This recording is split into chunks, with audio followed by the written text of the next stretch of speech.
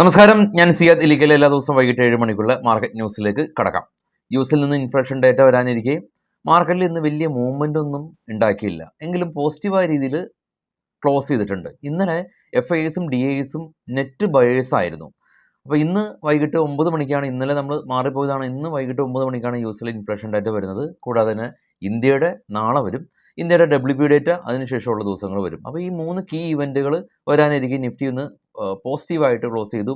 Railway സ്റ്റോക്കുകൾ IRFC, icon, RailTel തുടങ്ങിയ companies എല്ലാം തന്നെ ഒരു പോസിറ്റീവായിട്ടുള്ള സെൻറ്റിമെൻറ്റ്സ് ഉണ്ടായിരുന്നു. കൂടാതെ തന്നെ ഡെൽറ്റ കോർപ്പ് കമ്പനിയുടെ ഭാഗത്തുനിന്ന് ഇവരുടെ ഹോസ്പിറ്റാലിറ്റി സെഗ്മെൻറ്റിനെ സെപ്പറേറ്റ് എൻറ്റിറ്റി ആയിട്ട് IPOയിൽ ലിസ്റ്റ് ചെയ്യുമെന്നുള്ള വാർത്ത ഡെൽറ്റ കോർപ്പിൽ ഗുണം ചെയ്തു. ആ ന്യൂസൊക്കെ നമ്മൾ ഷെയർ ചെയ്തിട്ടുള്ളതാണ്. ഓറിയൻപോ കമ്പനിക്ക് സൗദി അറേബ്യയിൽ നിന്ന് ഒരു ഓർഡർ കിട്ടി, 8% റാലി. അങ്ങനെ മാർക്കറ്റ് ഒരു കൺസോൾഡേറ്റ് ആയത് IT സെക്ടറെല്ലാം തന്നെ സ്ലൈറ്റ്ലി പോസിറ്റീവായ രീതിയിൽ ഇന്ന് ക്ലോസ് നടത്തിയിട്ടുണ്ട്. നിഫ്റ്റിയുടെ ചാർട്ട് നമുക്ക് നോക്കാം. വോളറ്റിലായിരുന്നു മാർക്കറ്റ്, ഓപ്പൺ ചെയ്തു 24,610 ലോയൊക്കെ ക്രിയേറ്റ് ചെയ്തു. അതിനുശേഷം ലോയിൽ നിന്ന് 100 പോയിൻ്റ് ഉയർന്ന് 24,690. പിന്നീട് മാർക്കറ്റ് കൺസോൾഡേറ്റ് ചെയ്ത് നിന്നു. വലിയ ഒരു മൂവ്മെൻറ്റ് നിഫ്റ്റിയിൽ കണ്ടില്ല. എന്നാൽ trend Bajaj finance, Britannia, Shriram finance, Bajaj Finserv തുടങ്ങിയ കമ്പനീസ് പോസിറ്റീവിൽ ക്ലോസ് ചെയ്തു.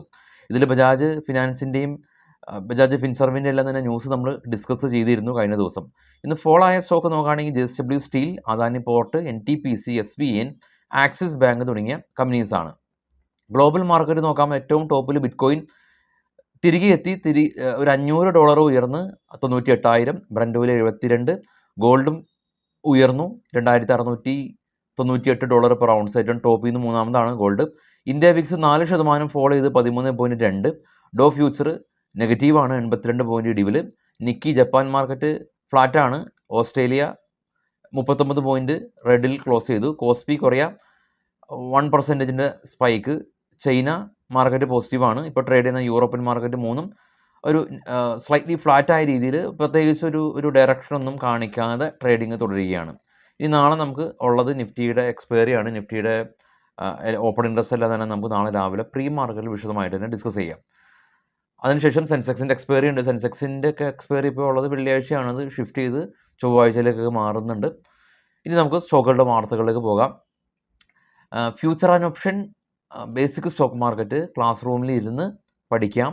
കൊച്ചിയിൽ ഇനി വരാൻ പറ്റാത്ത ആളുകൾക്ക് ഓൺലൈനായിട്ട് പഠിക്കാം. രണ്ടും കുറഞ്ഞ ഫീസിലാണ് നമ്മൾ കോഴ്സ് പ്രൊവൈഡ് ചെയ്യുന്നത്.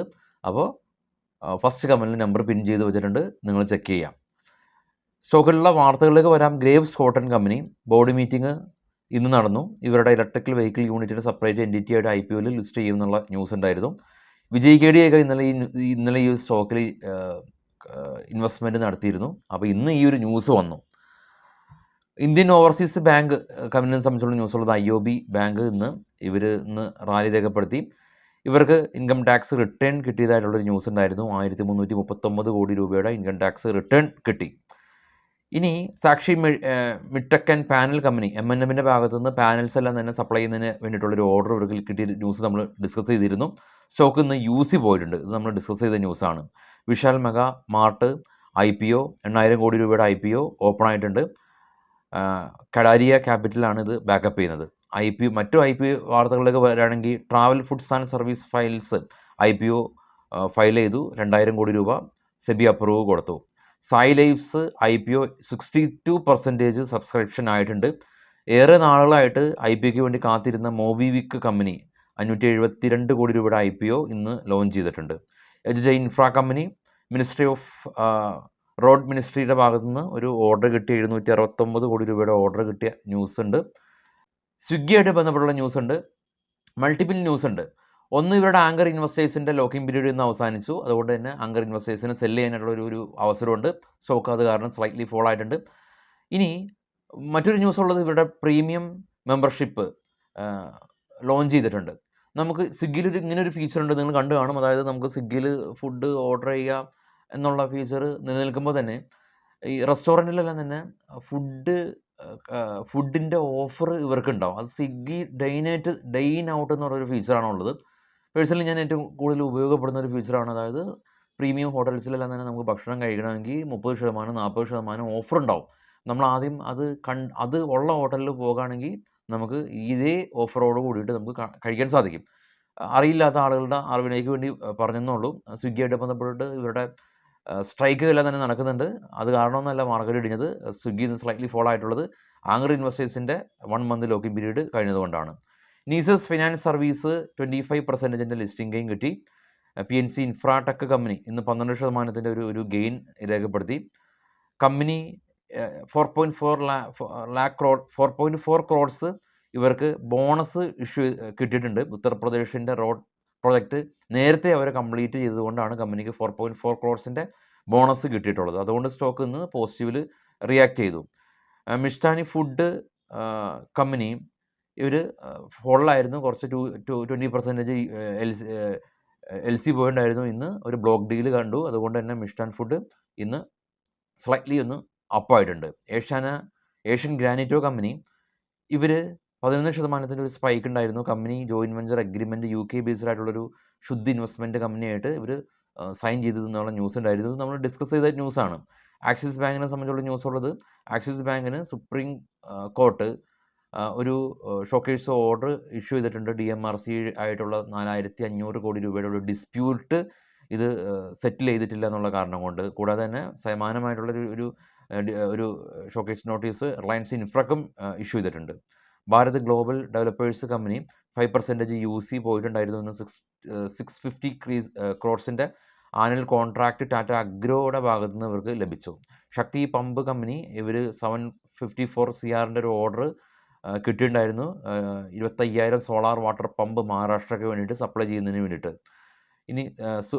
ഇനി ഉള്ളൊരു ന്യൂസ് ഉള്ളത് അവന്യൂ സൂപ്പർ മാർക്കറ്റിൻ്റെയാണ്. സൂപ്പർ മാർക്കറ്റിനാണ് എഴുതിയിട്ടുള്ളൂ. Avenue super മാർട്ടാണ്.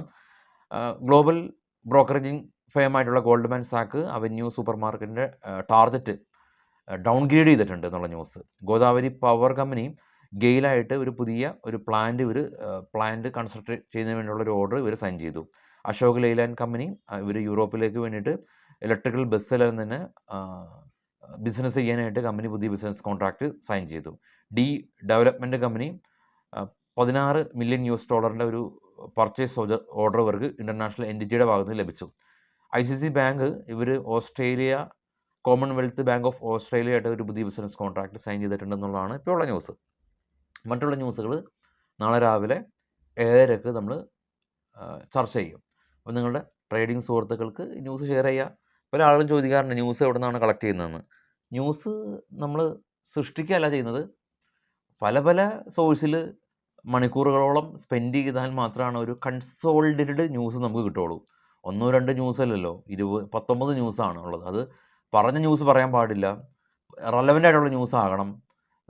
അങ്ങനെയുള്ള പല ക്രൈറ്റീരിയാസ് നമ്മൾ ഫോളോ ചെയ്യാറുണ്ട്. അതും നമ്മളൊരു ബൈ സെല്ല് ഇൻഡിക്കേഷനോ സംസാരത്തിൽ അങ്ങനെയുള്ള ഓർഡർ